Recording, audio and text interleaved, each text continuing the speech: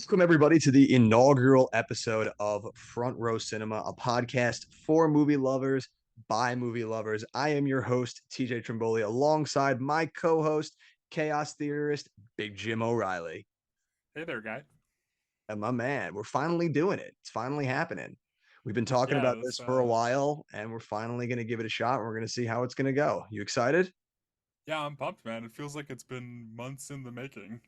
I know. It's been crazy how long we've been building this up, and life gets in the way, just like Jurassic Park. Life gets it. Life doesn't find a way. Life gets in the way. Oh boy, starting Yeah. off hot. I'm gonna have a million of those throughout the entirety of all of these. So strap in, baby, because it's going hot. But yeah, we're finally getting started with it. We had this idea for this, a little backstory for some people for a while now. Me and Jim have always talked about movies for the entirety of our friendship. And just recently, I had passed seeing 1,000 movies in theaters. And I had this idea that if I was going to do a podcast, I wanted to do something unique to that. And I thought a great way would be to go back and go through all of these movies that I saw in theaters and kind of catch up on them. There's so many of them that I watched once in theaters, that we went and saw once in theaters and then never touched on again. So I thought this would be a fun way to go through each movie every week and just see, how it holds up, what we thought about it, die into its box office run and all that good stuff. And so that was my impetus for doing this. And then I brought in one of my best friends, one of my oldest friends, Big Jim O'Reilly, here to lend a hand. And we're going to talk some movies. And hopefully you enjoy just two nerds talking about movies. And potentially movies I haven't seen.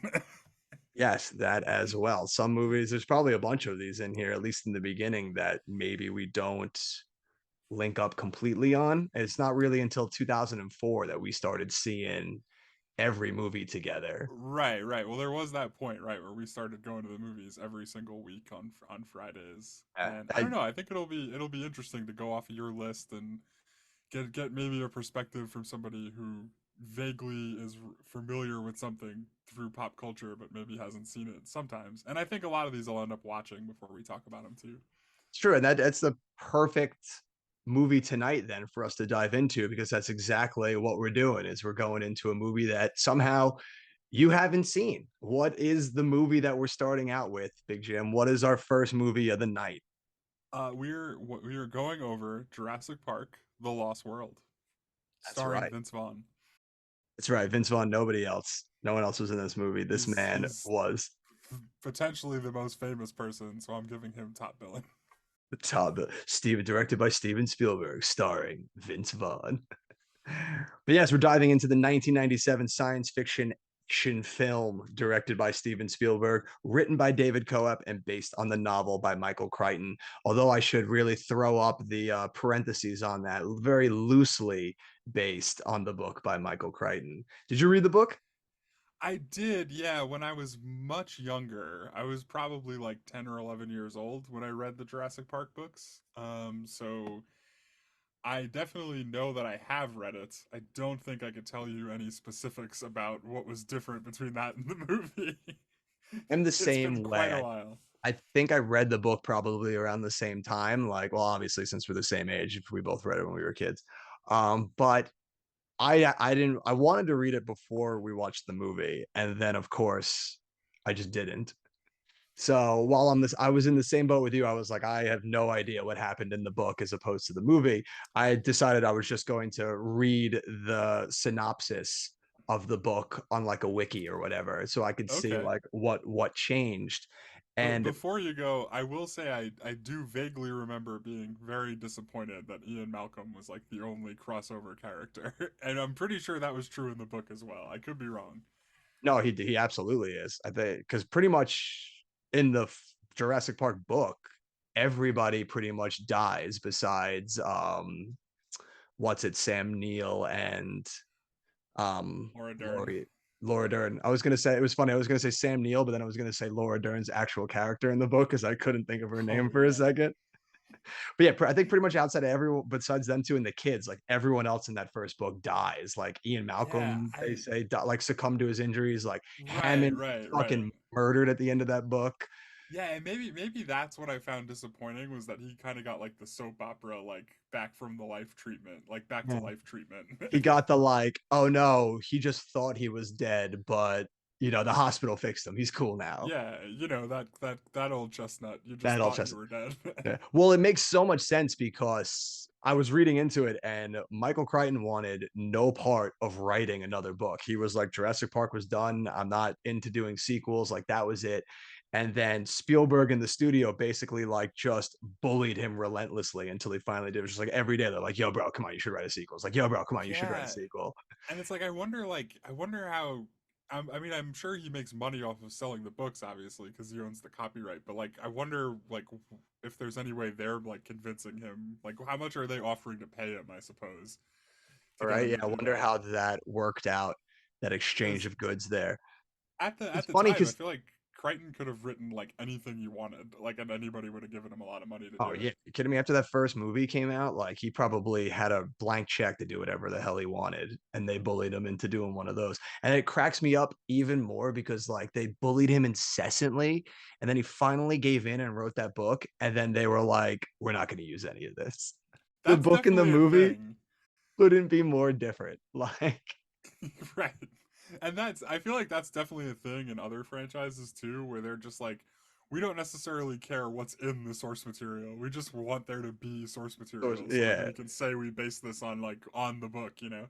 yeah, like they were just like, we just need to tap as many markets as possible. So it's like you put out the book, which will get business, and then we got the movie, which is gonna like just pile up on top of that business. Like it's just we're just making Yeah. money, baby. Yeah, I feel like that's like with the same thing with the Bourne movies, right? Like they like kept cranking out books like specifically so they could make more movies. Oh yeah, well, yeah. Well, didn't the guy die, and then they were just like they just found a Uh writer, and he just kept putting out books. I don't know honestly. Maybe he's I'm dead. I I'm think his name pretty was Ludlow, but I Yeah, couldn't no, tell I'm you if pretty he's alive or dead. sure. I'm pretty sure he's dead, and they just got somebody to churn out books like they just do with Tom Clancy now. Is Tom Clancy dead? No way. Yeah, yeah. I'm pretty sure Tom Clancy died a few years. I think that Oh was my like god. before COVID. Tom This Clancy is died. like jeez. I But wasn't yeah, this is a lot heavier than I thought it would be. I might need a break. we're crushing Jim's spirits early in the podcast here. You might have to signal out now and go have a hunt for the Red October marathon. Yeah, That's a good one. no, so right. So it's based on a sequel book that Michael Crichton was potentially coerced into writing. Yeah, pretty much. They probably just locked him in a room and they were like, "Go ahead, write this." Like, and then we're going to use none of it because pretty much the only thing in the book that makes it to the movie is the fact that there's a rescue mission, but it has nothing to do with his girlfriend Sarah Harding. Sarah Harding is just a random person on the team. He doesn't. I think he has a kid, but I don't know if it's in the way that they wrote it in the movie. It's like it's just everybody. There's just nothing is as you would expect it to Right. be. Like it's such a mishmash. Like you could tell they were just like we just wanted, like you said, like we just needed a based on property, so it Yep. would just sell more and create more. So that's just so. I would have been so mad if I was Michael Crichton. I would have been like, "Are you serious right now?" Yeah. And I mean, the movie itself really feels like it gets like the prototypical late 90s Hollywood treatment, right? Yeah, it definitely feels very much more of the 90s era than the first one does. Like the first one feels like timeless. Like you could watch that first one now and it just has that timeless aspect to it, whereas this one definitely feels of its era. Yeah, it feels like a late 90s blockbuster, which I mean, to be fair, is exactly what it is. But yeah, it's definitely definitely of its time for Yeah, sure. sometimes it's just what you want. A late 90s action movie. Sometimes you can't go worse than that. Yeah, and I mean, I'll tell you what, this time it was exactly what I wanted. Well, one of the things that we did want to dive into a lot of times with this is when we would go back to these movies is where we were at the time when the movies came out, what we remember about seeing the movie when we were this age, and some of our memories about the time when this movie was released. Now, obviously, we can't really do that for you this time because this watching it for the podcast was the first time you had seen this movie. But I guess the question I could ask you then is how did you manage to miss this movie when you were a kid? Like you read the book, you obviously had seen the um, first one. How did this one slip through the cracks? well, I mean, I was probably like 8 years old when it came out. So I don't know if I knew the movie or the books even existed. um, Fair. I know, I like I said, I probably read the books like a few years even after this movie happened. And I also had older brothers, and I have a vague memory that both of them thought this movie was lame, which, which for a young me was very persuasive. Fair, yeah. I guess when you got the older brothers, you're really gonna follow along with whatever they're jamming on. Yeah, it wasn't. It wouldn't have been cool for me to watch this in my house, which meant a Yeah. lot to me at the time. There you go. So the Lost World Jurassic Park slips through Jim's fingers.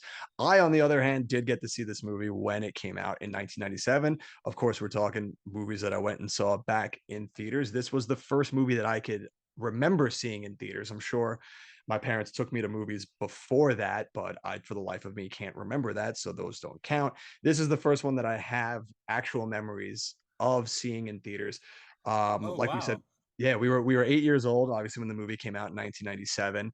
And surprisingly, not only was it my first movie that I can remember seeing in theaters, it was my first drive-in theater experience. So I saw The Lost World at the drive-in. You saw this at a drive-in? Yeah, yeah, I saw it at a That's drive-in, wild. which I had fond memories of it. I remember enjoying the hell out of it, but it's one of those things that definitely again feels of its era because I think about it now and I just think about how awful a drive-in theater experience is because it's like when I go see a movie, like I want amazing sound.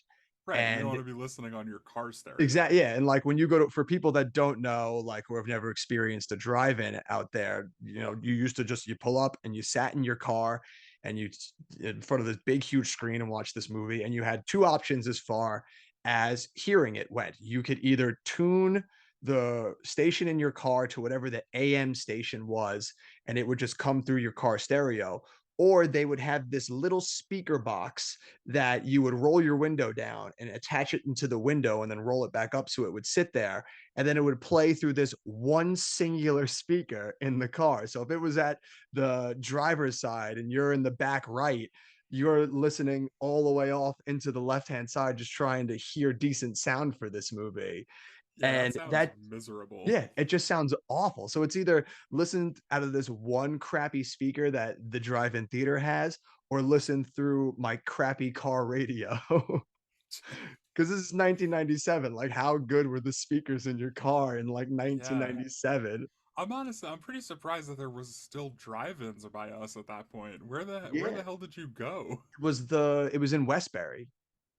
It was there was a drive-in at the Westbury Oh, Theater. Yeah. yeah. I think I know Now where you're talking about. Yeah. Yeah, now it's an actual indoor theater, like a regular theater now. And then the other side where like the screens used to be, Right. I think is That just like like a that it's like United Artists like by that? yeah, yeah, yeah, it's the United Okay. Arts Theater. And then I think it's just like a Target or like a BJ's on the other side now that took up the rest of the lot. Right. So it's not even there anymore. But yeah, that's where I saw The Lost World. Remember loving it as a kid, seeing it on that big, huge screen. I would never ever want to ever see it. I remember when COVID was happening and people were like, "Oh, they should bring drive-in theaters back," and it's like, and I was just like, "No, absolutely not. Like, are you guys on drugs? Like, absolutely not." Yeah. We have a drive-in out here and I'm pretty sure I'm going to be going to it like some point Really? soon. Yeah, I'm like not super jazzed about it, but I would imagine, like, depending on the movie, it could be like a kitschy, fun thing to do. Like, if it was just like a comedy or something where it's not so much about being in like the big, huge screen with the great seats and great sound design, like, it wouldn't be so yeah. bad. But Yeah, like, the way they do it, like so they only play double features, and so I definitely am gonna be pretty selective about what movie it is. Yeah, like I'm not gonna go like see Oppenheimer at the yeah, drive-in. exactly. Like, you don't want to see a movie that like you really want to get like immersed in the experience for, like an Oppenheimer's or like a Dune Part Two. Like, you don't waste that on the drive-in. But like, Exactly. but like The you could audio's already hard probably enough to hear in both of those movies. exactly, but like you could probably watch like Barbie or like any just like lighthearted movie in a drive-in and not have it like completely ruined. I would Yeah, imagine. yeah. Yeah, So I'm like sure it'll be fine. I'll check back in on that at some point. yeah, you let me know when you go. You can drop the experience down in here. What is the drive-in theater experience like in 2023 as opposed back to way back when in 1997? So wow, yeah. So you saw this in a drive-in. That's pretty incredible. I did not know that. Yeah, it's pretty great. I think that was my only drive-in experience too. unless like they, Yeah, that was it. You just needed the one. yeah, we just needed the one. After that, like my 8-year-old self was like, that was cool. That's enough though. I don't think I need another one of that. Like that's good. Good times. But all right, so now we're gonna keep moving along. We're gonna dive into the movie. We're gonna talk about obviously like what we enjoyed, what worked, all the feelings that we loved in the movie. We'd love to quickly dive into though the hype and box office that surrounds these movies when they come out. I know not a lot of it doesn't jive for a lot of people. One of the things that we love is I just love looking at box office totals and box office runs and just seeing the run that a movie had. You know, like some people like to look at like sports athletes and just see like the run they had and like a season or just something. And for us, like looking at the tally of the box office sometimes just really gets us going. And The Lost World is a perfect movie to start with because the hype surrounding this movie was probably, I would probably imagine, some of the biggest to happen at that time. Because we're really, if you're looking at in the 90s, like it really started in this in 75. It blew up with Jaws about the idea of doing blockbuster filmmaking and really like reaching a large mass audience. But I feel like Right. it really wasn't until the 90s where like they really learned how to use marketing to really like explode and get these movies to reach these like really huge like zeitgeist levels in Right. the entertainment industry. And that's probably thanks to like the dawn of the internet, I would imagine, right? Like you think? Yeah, I've again, we were very young at the time, so I wasn't spending a ton of time on the internet. But yeah, I mean that makes sense, right? Like in the mid '90s, late '90s, people were getting much more connected. So yeah, you could. There's more opportunities to spread the word and all that stuff. Like it was really building around because I was looking into it on like the hype alone, and I remember some of these, but it extended so much further than I remember. Let's see if you. So they spent a lot. How much do you think alone they spent solely on marketing? If you had to throw out Uh a number.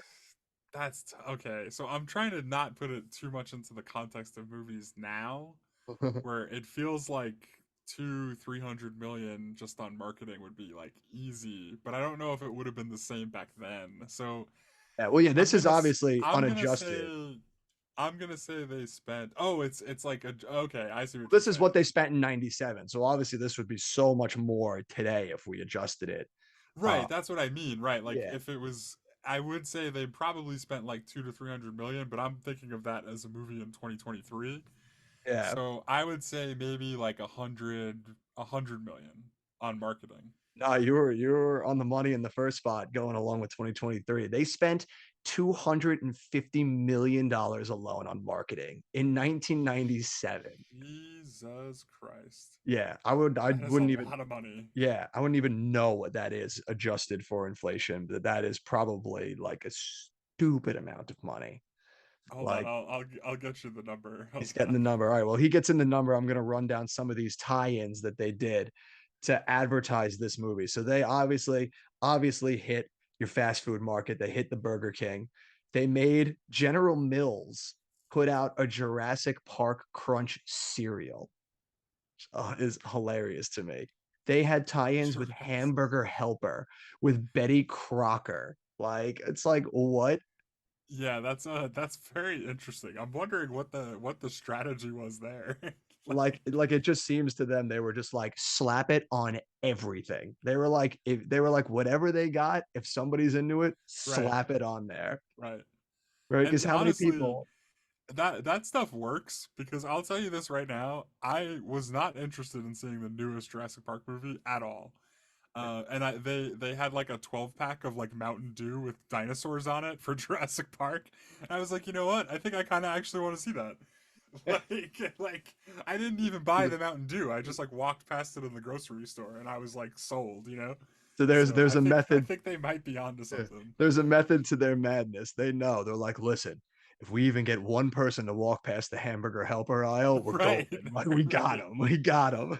So I have a number here. Okay. Based on the inflation calculator, Okay. uh 250 million in 1997 would be 476 million and some change in That's 2023.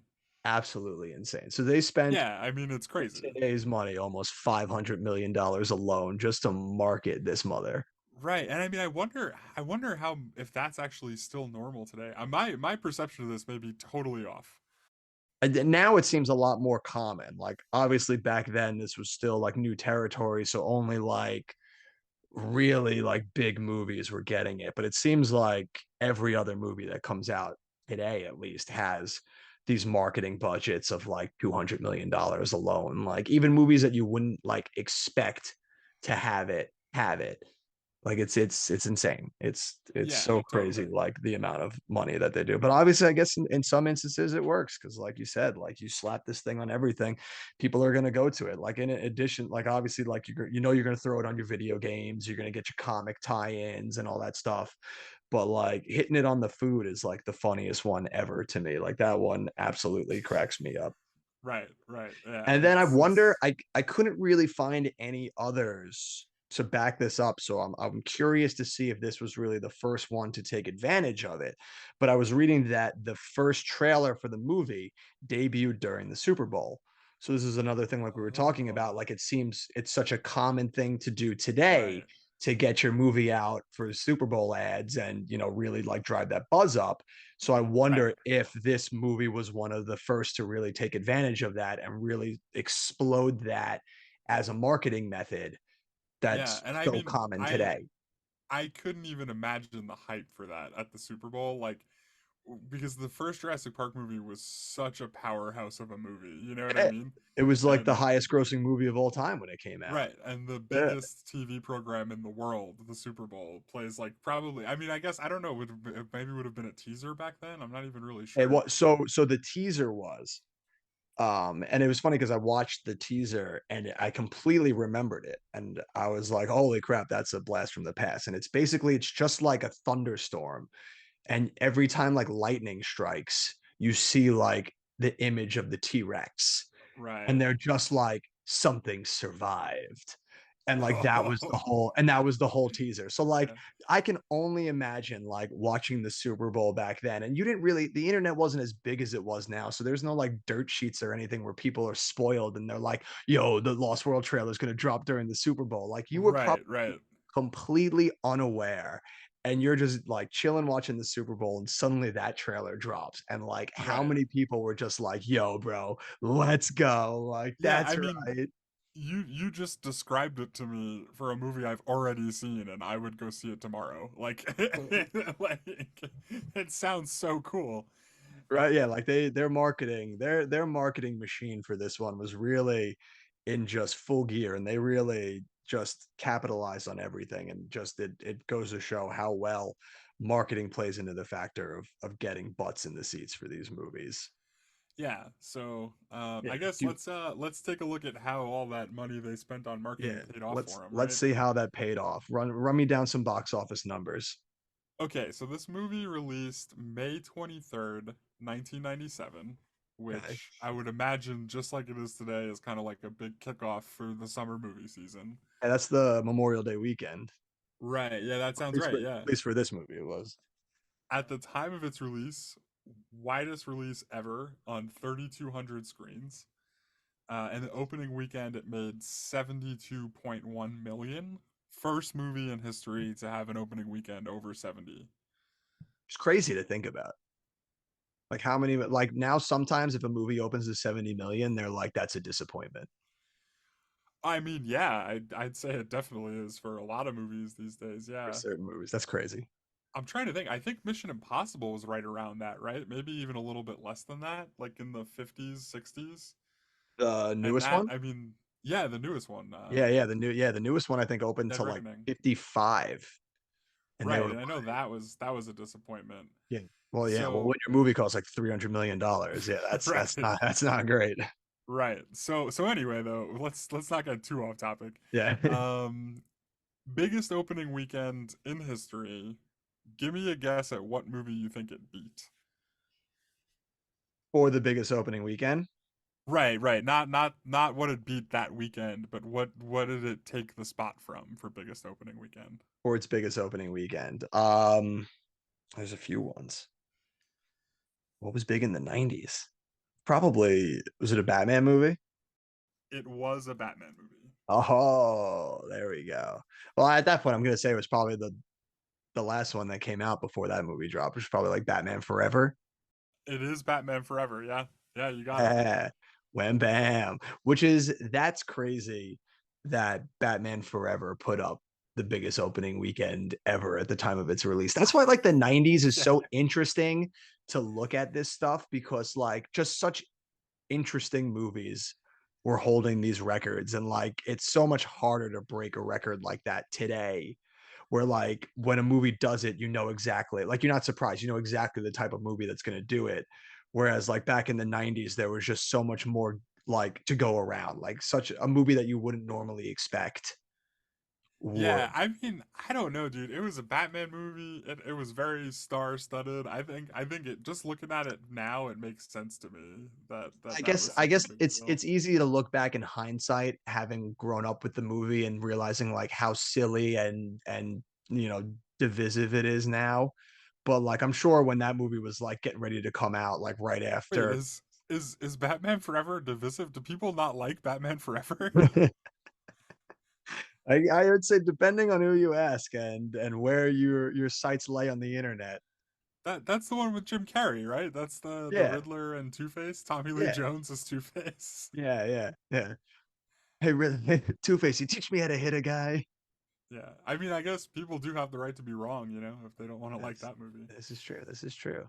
It was also the biggest May opening. It beat Twister for that title. I see. Like now, come Um, on. That's what I mean when we're like breaking records here. Like Twister had a record for biggest May opening. Like that's yeah, dude, do you not remember how huge of a deal Twister I do. was? Twister is one of my It was favorite like movies of all I time. I also didn't see Twister, but I remember like people in elementary school like talking about Twister. Like it was like the talk of the world. That was an absolute fantastic movie. Well deserved. So it beat Twister for biggest May opening. Okay. Largest Memorial Day weekend beat Mission Impossible. And at the time, it was the fastest film ever to reach $100 million. Got there in 6 days. It was nominated for an Oscar for visual effects, Sounds about right. But which still, it hey, lost that to Titanic. Titanic, never heard of it. What's that, an indie movie? Also a pretty big movie. And so basically, what you're telling me is like Jurassic Park Lost World maybe held these records for like a few weeks, and then Yeah, right. Titanic Yeah. came So out this and came out just in like May and absolutely shattered it. yeah, Titanic came out in December. So it had like Yeah, 6 months to enjoy this rain. right, right. But hey, still, if people want to complain about The Lost World, it is an Academy Award nominated movie. Yeah, I mean, That is, and I think pretty deservedly so. I thought it was a pretty intense movie. I thought it was great. well, that for at least visual effects, that's definitely a worthy nomination for that movie. It's crazy. I wonder how this movie would have done also if it wasn't up against such a stacked summer. Like obviously we look in and we see, you know, when all was said and done, the movie ultimately it grossed 229 million domestically, Oh, 389 right. internationally for a Good world point. Yeah, yeah, for a that worldwide should have. gross of $618 million, which is not terrible for 1997. $618 million, still huge. Obviously, when in comparison to the original Jurassic Park, that's a bit of a disappointment because I think the original was the highest grossing movie of all time. So obviously, you want to do better than that. And this came in well short of expectations, but it had a lot to go up against. Like 1997 just was an absolute stacked summer. It had to go up against movies like Hercules, Face Off, Men in Black, Con Air, Speed 2, Batman and Robin. Like Yeah, when we all classics. yeah, when we talk about like how you said before, like that late 90s action movie, like 1997 was that summer was just chock full of them. Right, you're looking at like I mean that's like a real sweet spot with Face Off. Come on. Yeah, dude. Yeah, how are you going to compete with a movie like Face Off, John Men in Woo's Black, masterpiece? Con Air, those are like all classic movies. And yeah, you're Yeah, right. They fit into that same kind of like paradigm, like that late 90s box office movie. The only thing I would say maybe Men in Black kind of rivals it in terms of effects. Face Off and Con Air seem a little bit more, I don't know. Like they don't have the same kind of like feel to them or like tone to them as I would probably put to Men in Black or Jurassic Park Lost World, where they're like, I don't know, they're kind of like larger than life almost in a way that Face Off and Con Air aren't. Face Off and Con Air are more just like straight up action pulp, whereas like a movie like Men in Black and Lost Yeah, World, and you know even what? what even what Batman and Robin tried to be was spectacle. I think what I'm looking for is Face Off and Con Air are like both way more high concept. You know what I mean? Like Yeah, they're tougher whereas sell. Jurassic World is not so much, I don't think. Yeah, well, yeah, the Face Off much tougher sell than Lost World. Yeah, Dinosaurs, guy who trades faces. right. The tough one. But it's dude, Um, it's crazy to look through all these and be like, I missed all of these in theaters. Like I didn't see any of these movies in theaters, and yeah, these are I huge mean, classics. right. These are all movies that I definitely remember. I think I might have saw Men in Black in theaters. I think I might have saw that movie. Somehow I missed that one. But It's crazy how the many rest, great movies came out in the 90s, but we were kind of slaves to if our parents wanted and were willing enough to take us to the movies. yeah, I was probably a little young for Face Off. Yeah, definitely too young for Face Off and Con Air, but I feel like we obviously Hercules. Hercules should have been a layup. I'm pretty sure I saw Con Air in theaters with my dad. I'm pretty sure I did. That would be one kick-ass screening right there for an 8-year Yeah. old. But another thing that I wonder if it hurt this tally was its critical reception. Because I was looking up reviews and everything for back then. I try to always get and look and see what they were at the time and not so much the people in modern day looking back on it. And the reception back then was not very kind to this movie. One of the people that we like to always look at least he was the de facto critic when we were kids growing up was our man. Ebert. Ebert, Roger Ebert was our guy. He was the capo, man. He was the critic you looked to. He was the guy who just had his say, and that was if you knew you were going to see this movie. He gave this movie 2 stars. And a little snippet from his little transcript, he wrote, "It can be said that the creatures in this film transcend any visible signs of special effects and seem to walk the earth. But the same realism isn't brought to the human characters who are bound by plot conventions and action formulas." Not very kind. And And it didn't get any kinder from there. All the other reviews that I saw, all it were the same way. They all just lamented the perfunctory notions of a cliche ridden story with ham fisted characters and clunky dialogue. That is verbatim from one random dude's review that I saw. And I was like, wow, that's a lot of big words to shit on a movie. yeah, I do have a bone to pick with Roger Ebert here. Okay, pick Uh, that bone. there's one movie that also came out in 1997 that you did not mention. Okay. It was. Do you remember the movie Spawn? Yes. I did. Yeah, That came out in the summer with Spawn those movies, also. or Spawn came out August 1st, 1997. oh my god, so that was a late So August hit right there.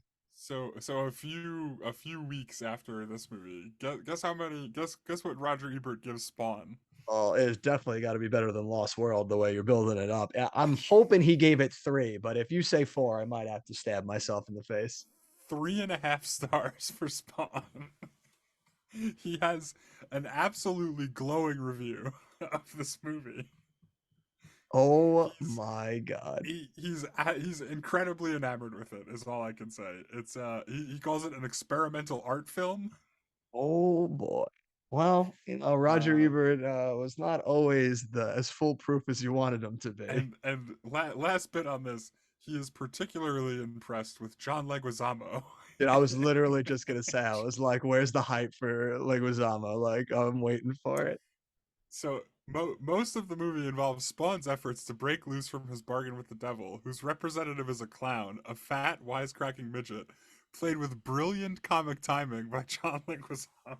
Dude, like Ebert had to have like gotten high before he went to that He, screening, right? he's Like fucking with us, right? Like that's what that is. he's He's just gotta be. Because like, how can you complain about human plot conventions in the Lost World, but then sit there and like laud a tour de force performance from John Leguizamo in Spawn. Like, Right, right. Within like weeks of each other, and like yeah, it just. that's so funny. Yeah, so it always goes to show folks at home, critics sometimes don't know what the hell they're talking about. I Like, mean, I do love me some Ebert, but I felt like I I do. felt like it needed to be said. No, that absolutely does. That definitely helps put a little feather in that cap and understand that you should. Well, critics are definitely a good take to go and look and get a feel for a movie. I would never trust them to really sell a performance for what I wanted to see because him and me couldn't be more different on the Lost World Jurassic Park. Like, Yeah, I mean, it was a great movie, right? I yeah, loved. I will say so. I tried watching this a couple of different times. The first time I was not super into the first half hour. I was not really buying it. Didn't think I was gonna like this movie at all. mhm. And I forget I got interrupted by something, and then watched it again like a few weeks later, and it was incredible. It's like it blew me away, honestly. Think I wonder if it's something where it's just like being in the right frame of mind or the right like setting at times just really helps sell a movie. Because sometimes you could just put something on and you're just not into watching a movie or whatever that day, and that affects how you enjoy a movie. And then like you could return to a movie like weeks later in like a different mood, and suddenly it hits you in a completely different way that like you weren't ready for. Yeah, yeah, definitely. I mean, it must have been something like that. Yeah. But I guess that's always goes to show that you should always try and return to a movie, I guess. If there's a movie out there that doesn't quite hit a tone with you the first time out or whatever, like you should always down the road sometimes give it another chance because you never know. If you might come across something and hits you a different way and suddenly you love a movie that you once hated. yeah, totally. So what worked for you in this movie? Um a lot of stuff worked for me. It always is interesting to me how some people like view certain movies like this where like you get somewhere like Ebert where he's really like hammering home the issues with the human portion of the script. And while the human portion is by no means perfect, I'm always sitting there wondering like what were you really expecting at it? Like what did you really need out of it? Like in a movie like Jurassic Park, like what was going to hit for you that didn't hit in this movie? Because for me, I actually enjoy the human aspect of the movie. Granted, a lot of the characters are hammy and sometimes don't work and are plot conventions, but the whole idea of this movie pretty much basically being a corporate espionage movie that just involves dinosaurs is interesting to me. It was fun. It was Right. an interesting, different approach to to the movie to further the special effects, but not just redo the first movie. Because they easily could have phoned this in and just like pretty much just redone the first movie Right, and right. cash the check. But I And like that he, eventually they did, by the way. yeah, yeah. So if you look at any of the Jurassic World movies, it's pretty much just copy and paste over and over again. So I like that he tried something different here and was like, let's look at like these dinosaurs are property to them, and it's just going to be this corporate espionage movie. So that really worked for me. I thought that was really Yeah. cool and an interesting take for that movie. So it's just weird to me when they harp on these movies. I feel like you're just overly critical sometimes with some of these movies, at least in certain critics' eyes. What about you? What worked for you? Yeah, I mean, I'm definitely like picking up what you're putting down there. Like the idea, I mean, I do think the story itself is like pretty, I don't know, shallow, I guess would be the word I would use. Like there's Well, I not mean, really it's like a lot to sink your teeth into there. Um, but I just don't care because like the sequences are so good, you know? Um, Particularly off the top of my head, the trailer when when the dinosaurs attack like their little camp. They're doing that meeting about the park in San Diego yeah, and yeah, that how it has like plenty of animal attractions, and they list off like SeaWorld, and then they drop the San Diego Chargers in there. I wasn't really sure how that fit in with the animal attractions, but I love when they just have those like random out there lines and you're just like, oh yeah, yeah, like that's like the great. guy very clearly sets it up that he's talking about like zoos and stuff. And then he says the San Diego Chargers. I'm just saying, you do with that what you will. But yeah, like right when the it's I believe it's like right after the dinosaurs attack that camp. And it's like Julianne Moore, Jeff Goldblum, and I believe it's Vince Vaughn are in that trailer that's like hanging off of the cliff. Yeah. And I mean the action there is just so top notch. It's so good. And the way they build suspense and tension throughout that scene, like the stakes keep getting raised over and over again. Um, the cracks that start to appear on the windshield, like once they fall lower down into the trailer. So yeah, I don't know. I guess like just like the scene craft of that stuff really makes Yeah. me forgiving of the overall like The story arc of story. it. Yeah, well, that's just one of those things where it shows just how much of a master Spielberg is at his craft because Right. like that scene is shot so perfectly and just builds and builds and builds just so wonderfully. Like they're just like the goodness of them that like we got to try and fix this baby T-Rex, which is like yeah, very noble and of you guys and altruistic, but like Jeff Goldblum just knows better and he's like, no, you guys got to get this thing out of here. And then immediately, just as he's ready to, you just see the truck go flying over the cliff, and you get the hilariously hammy, silly line, but it works just so great. And I love dialogue that sometimes like you dialogue can be many things. And just as you want dialogue to be really like biting and good, really silly dialogue can work as well. So when that happens and he turns and just goes, "Mommy's very angry," like it just works perfectly. It's so silly, but it just really sells the point. Like, like Goldblum's just trying to be Goldblum and put on the airs, but he's absolutely terrified of what's about to happen because Right, he's right. faced these T-Rexes before and he knows what's about to happen. And then the scene just escalates, like you said. Like they just knock the trailer off the side. You get the whole glass work with them just trying to like stay together and survive this whole ideal. It's Yeah, and just it's there's like fantastic. the whole part where they're still like hanging, like in the like early on when it falls, they're all still hanging off of stuff. And they're like afraid to fall down because it's gonna knock it off, and they eventually fall down, and then the glass starts cracking.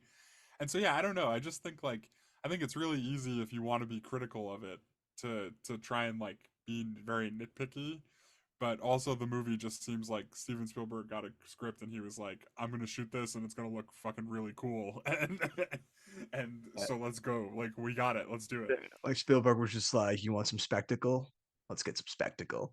Yeah, and I mean it does look really cool. Like No, a I lot of think times throughout that movie. a lot of the movie holds up phenomenally well visual wise. Like the whole scene where they first watch Roland and IG and right, I was about to say IGN, but it's not. That's a website. InGen is Right, yeah, yeah. what the team is. Like when they first show up and they're hunting like all the creatures there, like that scene holds up phenomenally well. And you get the one motorcycle guy driving underneath the brontosaurus, like you get Right. all those scenes just look and hold up phenomenally well. And I love that scene too. I think that's such a great scene to introduce Roland, who is probably my favorite character in this movie. And I think with a character that works the best in there. There's just this big game hunter who's just along for the ride, not for the money, but because he wants to just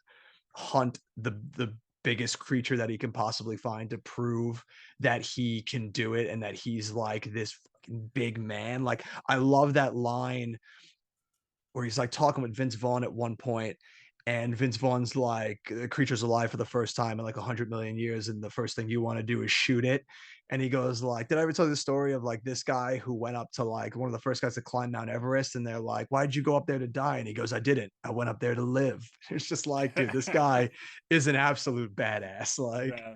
Yeah, and I mean that's another I think you're hitting on another thing that makes it kind of very hokey is it's just like a very again, it's like a very classic 90s like trope where the good guys are there for like research and like the betterment of these dinosaurs and people, and the bad guys are there to like hunt them and turn them into a theme park. It's like yeah, It's very Yeah, so much like corporations bad, the little guy we're in. yeah, and it's like it's black and white in a way that a lot of movies. I mean, there's definitely still some movies that are black and white like that. Like superhero movies, I think are pretty black and white. But I Yeah. feel like we see a lot more like morally gray kind of blockbusters these days. Whereas back then, it's like, oh, those guys are the hunters. I'm rooting against them. You know? Yeah, well, that I feel like really in the modern era, it's turned into that where everything's got a bit of gray to it, and more in the '90s when movies were just really this escapist fare. It was these are the bad guys, these are the good guys.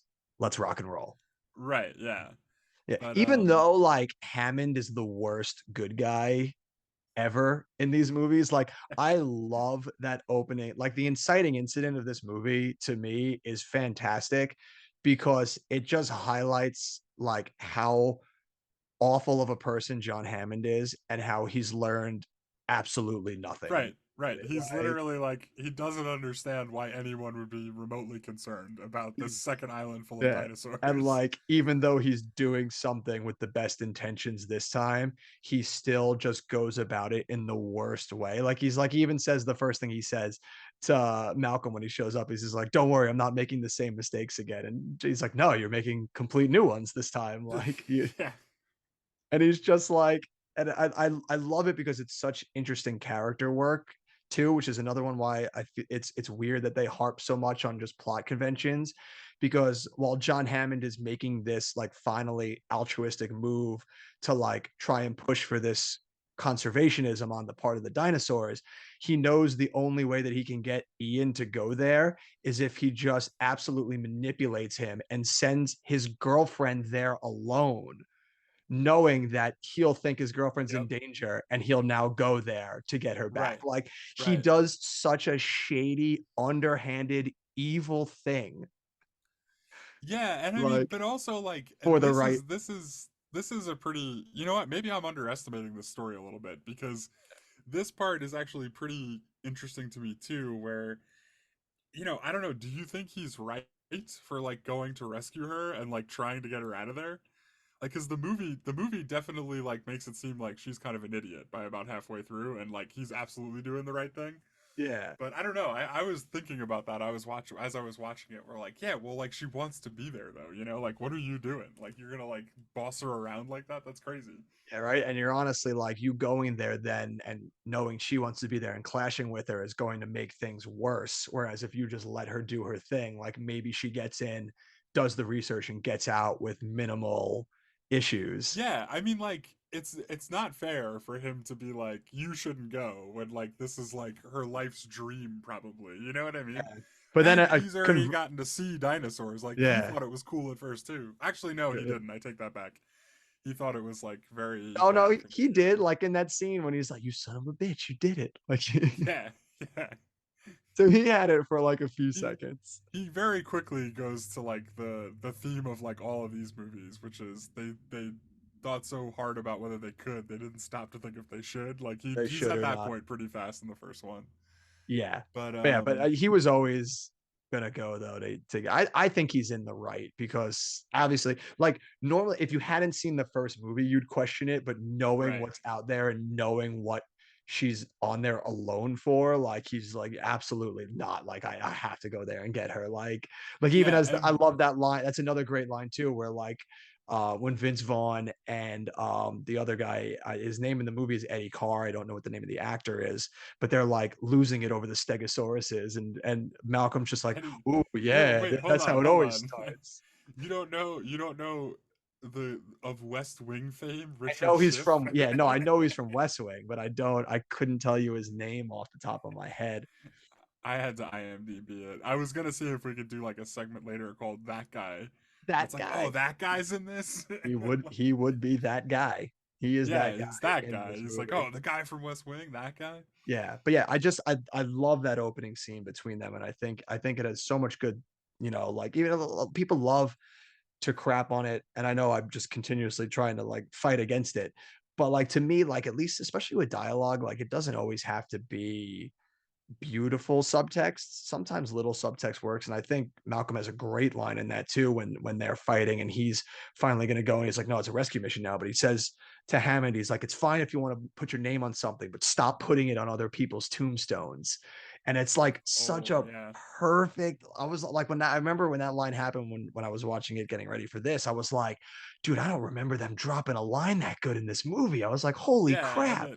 it's a pretty great rebuke of Hammond, who like his whole thing is he just doesn't think about the consequences of his actions Yeah. like at all, you know? Exactly. Like he is still that, even though he's trying to fight this corporate takeover of his company to like push forth this conservationism, he's still no better than these corporate stooges. Like he's still learned next to nothing.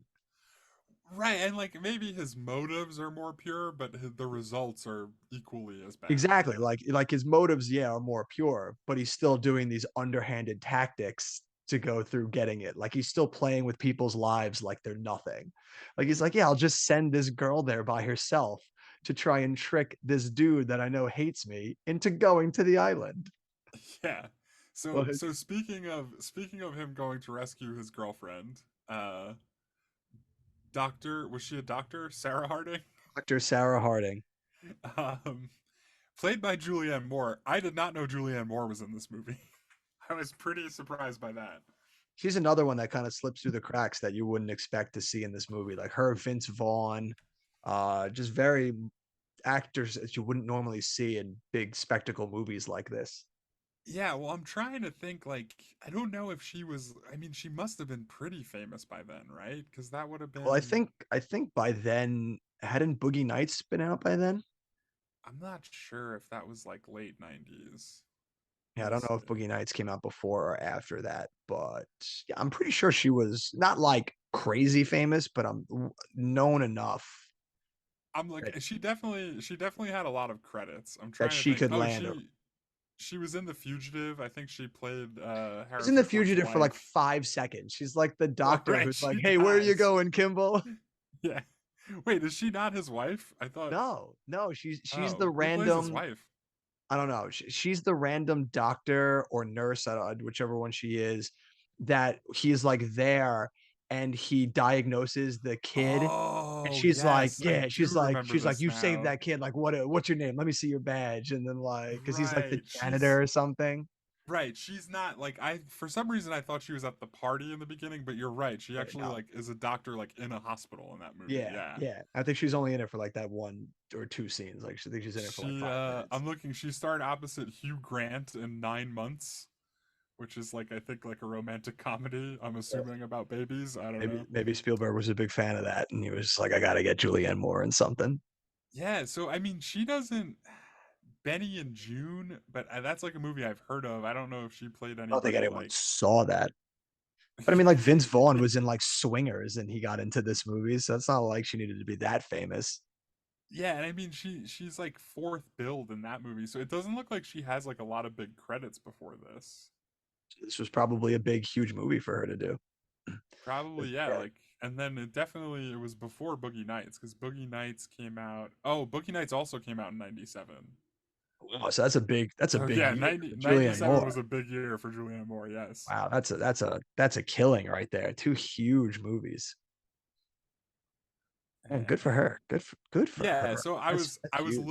a little surprised to see her. I thought she was pretty good in it. I liked how she also didn't seem to have any idea of like the risk and like of what was going on the island. And she's definitely Ian from like the first movie where she's just like, I've been around predators all my life. Yeah, right. Like it's like, yeah, but like not the same. It's like it's the We same, but mentioned not the same. we mentioned this a couple times, but Vince Vaughn makes an appearance in this, Yeah, Vince Vaughn is, I which guess we should really talk about the elephant in the room, which is the biggest problem character wise for both of us in this movie. And yeah, that is Vince Vaughn's character. I couldn't really get a beat on what his deal was. Well, I feel like when the critics are talking about, just like plot mechanics of just like the characters are perfunctory, Vince Vaughn is the main like subject of that ire because he absolutely is just what the plot needs. This man is never defined in Right. any way. Like we Well, first no, meet. the problem is he's defined in too many ways. Yeah, you're right. You're right. He's He like, doesn't get he changes with every scene. Like we meet him and he talks about how he joined Greenpeace for the chicks and then only took this right, job for the money. But right, then and when we get to he's that like a scene you were talking cameraman, about, and yeah, then he's like, yeah, he only got the job because Hammond was paying good.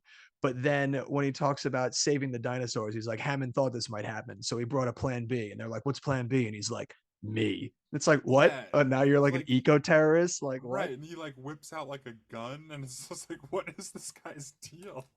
Like, I don't understand. And then without any, like, like this dude pretty much broke the camp releasing dinosaurs, probably getting a bunch of InGen people killed. And then like 8 scenes later, when they're all sitting around like wanting to Which relax, and the main corporate stooge before is like, "Let's leave." They're like, "Ah, fuck that guy." And then Vince Vaughn's like, "Come on, guys, let's go." And they're like, "All yeah, right, let's follow he him." he very quickly becomes one of the boys. Yeah, by the end, Yeah, I did like want to talk a little bit more about that scene when they break up the camp because he lets like a dinosaur loose in the camp, right? Vince Vaughn does. he lets a lot of dinosaurs loose. Yeah, this was probably my favorite part of the movie when Okay. when you mentioned the big game hunters earlier, like with their cool lines when they first land. And the main hunter makes it very clear that he wants one particular person in charge. If he's not around, he calls out Dieter by name. Um, Dieter is his right hand man, and then Dieter is in charge for like 40 seconds, and Vince Vaughn's letting dinosaurs through the camp, and it's like a total disaster. Like, I don't know where Dieter came from, I don't know how he got the job, but he didn't do great. Well, especially when like we meet Dieter, like he's an absolute sociopath. Like he's just like, and I love it too because it's such a great way for them. Like I just picture them sitting in the meeting being like, all right, we got this bad guy Dieter. Like, what's a quick visual way that we can make the audience hate him? And they're like, I got it. Like he's sitting around hanging out, a couple of compies roll up, they're not bothering anybody, they're just curious. And the guy comes up and he says, "Yeah, like like they're not dangerous, like unless there's a bunch of them." He's like, "They got no reason to fear man. They've never seen man." And Dieter just pulls out a stun gun and just stuns the compy in the face, and he's just like, "Now they do." It's like what? Yeah, and It's, I mean they get him back in the end, right? They yeah, they do. eventually it eventually catches up to him. Which that cracks me up too because they stalk him when he goes off to his own, which leads me to believe that this compy remembered getting like shocked by Yeah, this guy, went hundred back to his percent. boys, and were like, "Bro, you're never gonna fucking believe who I just ran into." And they were just like, "Round up the crew, we're getting this guy." Right, They right, just and stalked them for like 2 days. he's maybe my favorite punching bag ever in a movie. He just like the whole like the second, third, the whole back half of that movie. He's totally inept. He doesn't And do the a dude, single thing right. he's another perfect candidate for the segment of that guy in the Yeah. movie. It's Peter Also, Stromer. also that guy who I That believe guy, was in Fargo, he's right? yeah, Doesn't he play Fargo, the? Armageddon. He's in so much stuff. But his death too is another thing that really works for me. Is this movie, the kills are so much darker and violent than the Yeah, first movie. In the first movie, the one big death that you really like see is the lawyer who gets eaten by the T-Rex. And even then it's not very yeah, bloody or anything. But in this movie, like people get murked violently. And I think my absolute favorite one is during the T-Rex chase when they all hide in the cave and they're all just like up against the cave and the T-Rex, is trying to come through and he can't and he just like puts his tongue through and starts trying to lick them. And then the one dude, like the game the warden or the guy who knew everything about all the dinosaurs. Like all of a sudden, like the snake rolls down into his like shirt and he starts freaking out. And the T-Rex yep. grabs him by the arm and pulls him up out of the cave. And then you just see the blood start pouring down into the waterfall. Like, I'm like, dude, Spielberg is a master, man. Like, that's Yeah, just yeah, so good.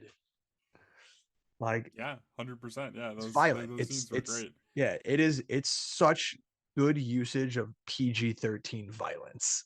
Right, and Dieter kind of gets like the same kind of death, right? Where it's like off camera, and then you see like his blood like trickle in. Yeah. Isn't that like yeah? Yeah, you said the blood trickling into the little river, but even before he dies, he gets murked pretty. Like you see, like that one comp be like chewing on his lip.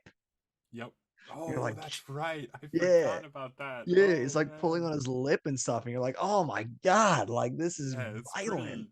pretty gruesome actually. Yeah. Yeah, so like they went above, he went above and beyond in making sure that the kills in this movie were absolutely memorable. Even freaking the West Wing guy, he gets murked too. The two T-Rexes like rip him in half. Yeah, yeah. Right. Oh yeah, doesn't he like take a car or something? Like the Oh, car he's gets using like the destroyed? car to try and like save them in the trailer.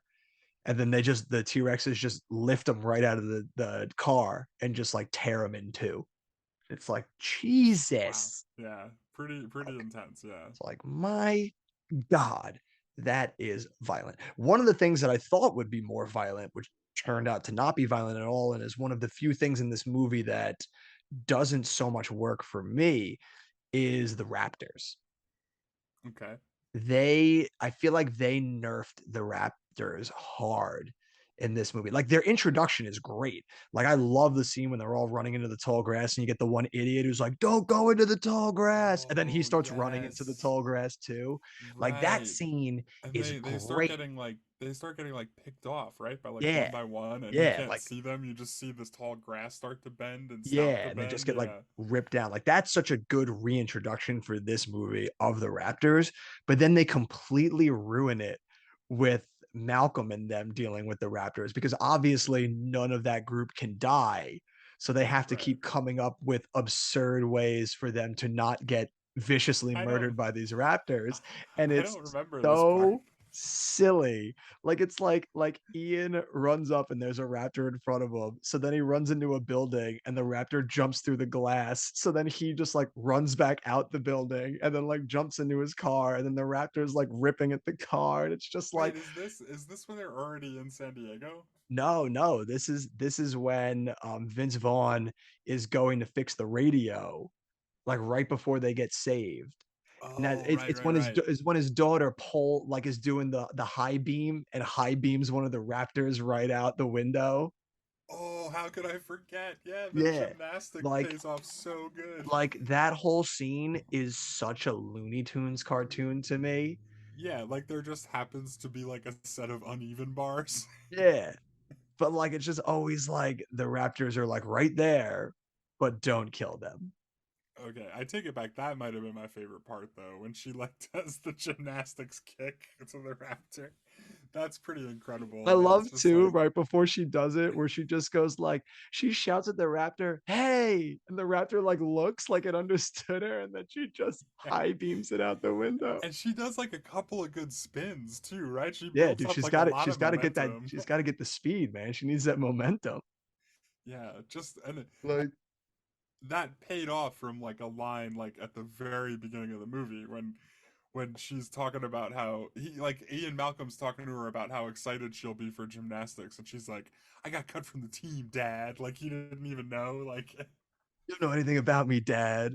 you're right. But then it pays off. It was so good. She's just like, who needs gymnastics now? I just murked a raptor. Right. Take that, gymnastics coach. Cut me. All right, she goes back. You can cut me from the team. Did you high beam a raptor? Saving your dad's girlfriend? I did that. So silly. It's so silly. It's so That ridiculous. it's so ridiculous. That's probably the one thing in the movie that's too silly for me. And Yeah. obviously And I mean, it doesn't ruin the movie by any means, but I if I'm going to do. level any type of concise criticism here, it's definitely that portion of the movie. Yeah, I do get what you're saying. Like the Raptors get basically just beat up by a little girl, which Exactly. Yeah, exactly. Like definitely takes them down a few notches. Okay, I got a question for you. okay. Which Raptor scene is worse? Um, the one we just talked about Okay. in The Lost World, or the egg trade at the end of Jurassic Park 3? Oh man, that is a good question. That is a good where question. Honestly, Sam Neill returning as the paleontologist. What's his name in these movies? um, shit, I don't know. Alan Well, Grant. whatever his name is, Alan Alan Grant. Grant. Yes, Alan. Yes. Alan. Um, where Honestly, at the end of Jurassic Park 3, for those who haven't seen it, it's a must watch. Um, they're like carrying these raptor eggs the whole movie, and like at the end the raptors cut them off like when they're headed to the beach, and they make like a deal, like they like trade, like the raptors are like the mafia or something. They like trade them the egg for safe passage. they're both so goddamn silly. And like I'm trying to sit here in my head and like justify it like story wise at least because I'm like, yeah, but like Ian had like the the fossil of the vocal cords, so like he was speaking to the raptors in their voice. I'm like trying to justify why the third one works, but it's as I'm It's justifying it, I'm like, dude, that is the silliest justification you could think right, of. Like, do you right. hear yourself?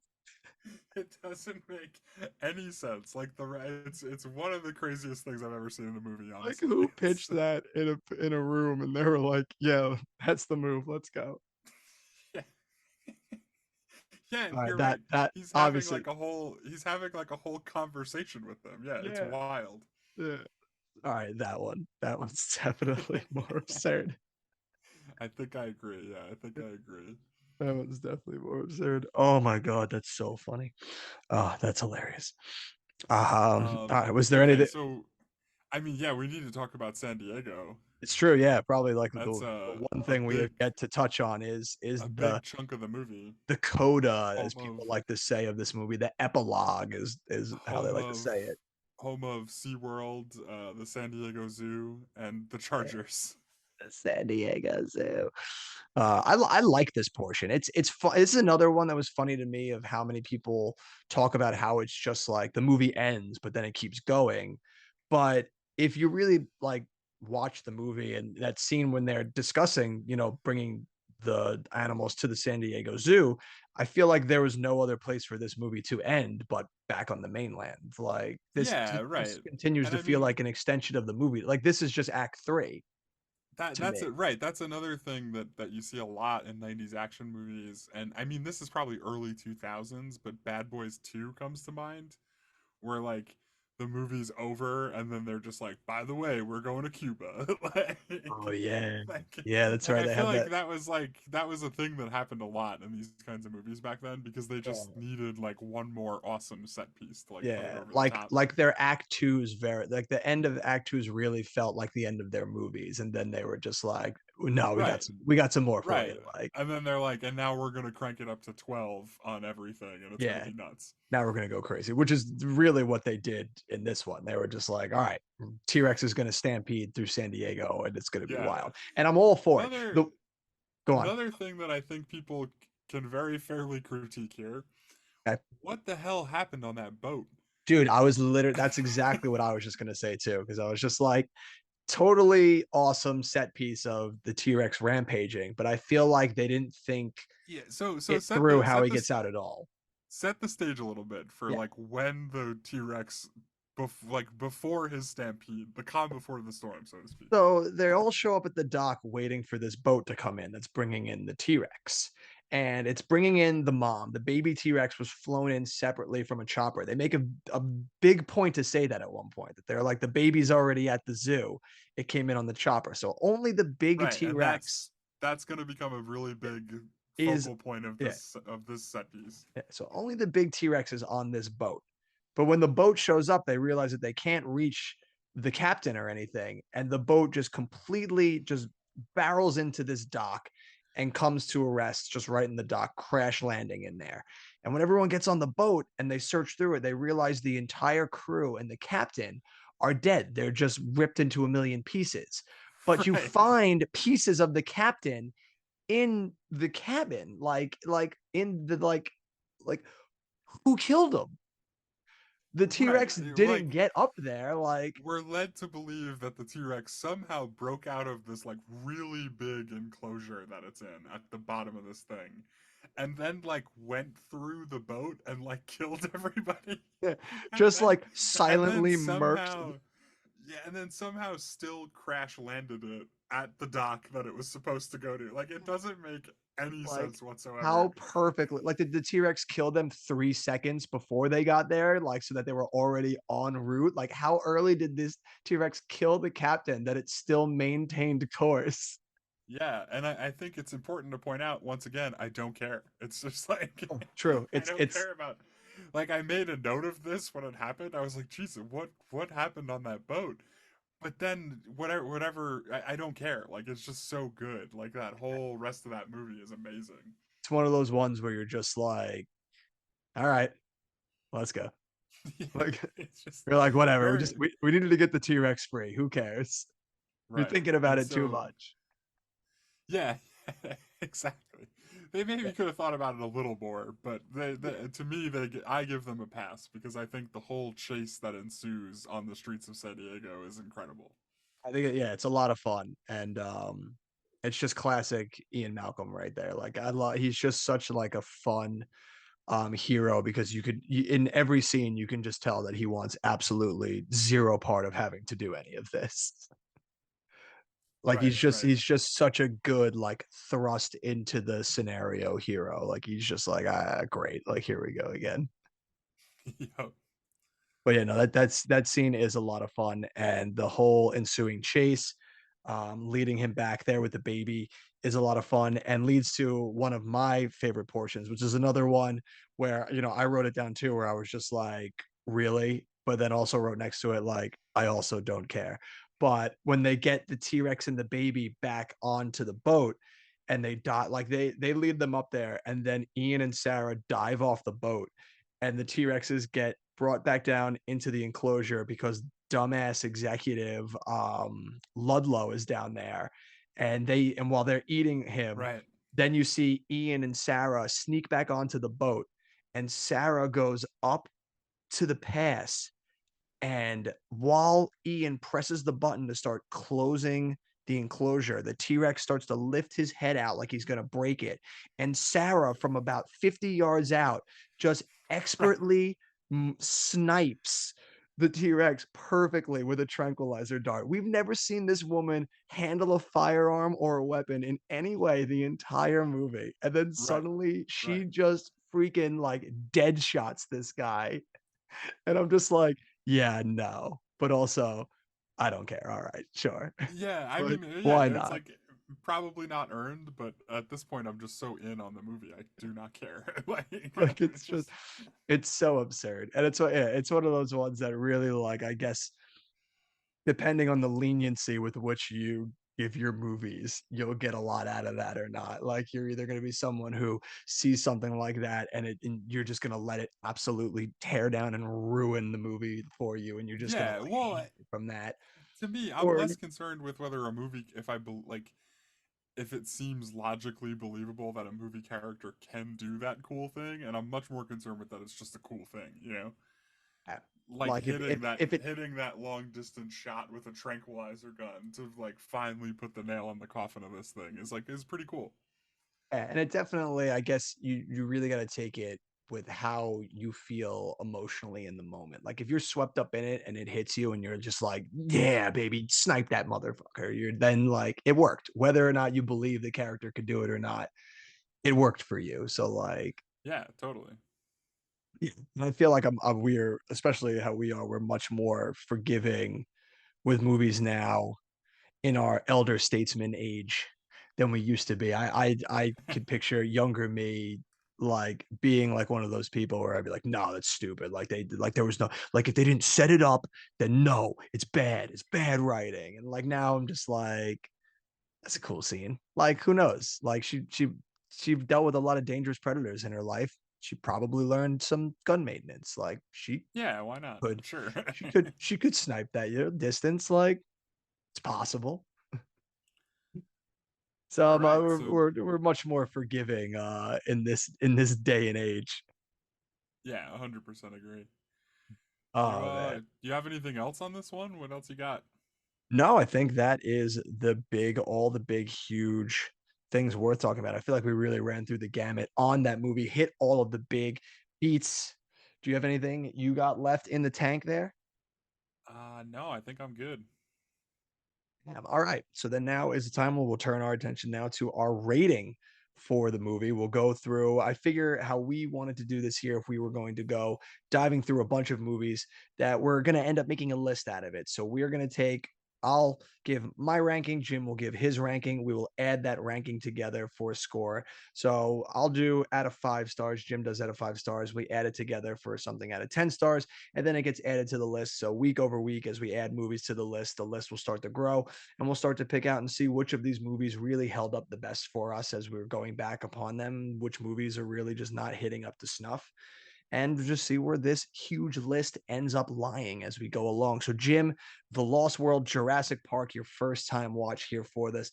Let us hear last minute thoughts and your ranking for this movie. I am gonna give it a solid Roger Ebert Spawn 3.5 stars.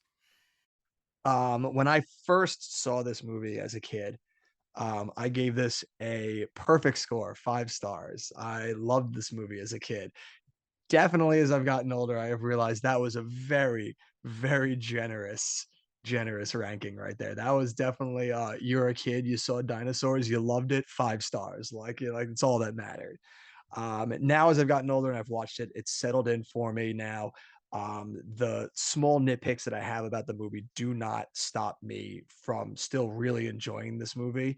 And I think this is a 4 star movie for me, at least. This movie Okay. hits for me. I really enjoy it. The two big things that I hate about it aren't enough to really ruin the movie for me. So while obviously it's not a perfect movie, I still think it's a damn enjoyable movie and definitely the best sequel to Jurassic Park that they've ever made. So I would give it 4 stars. Okay.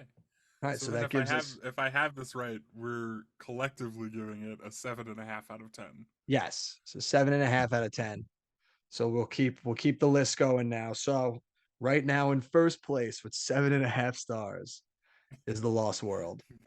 Much like its Jurassic box office run, I imagine it will be dethroned pretty shortly. That'll do it for all of us here at Front Row Cinema. Until next time, we'll see you at the movies.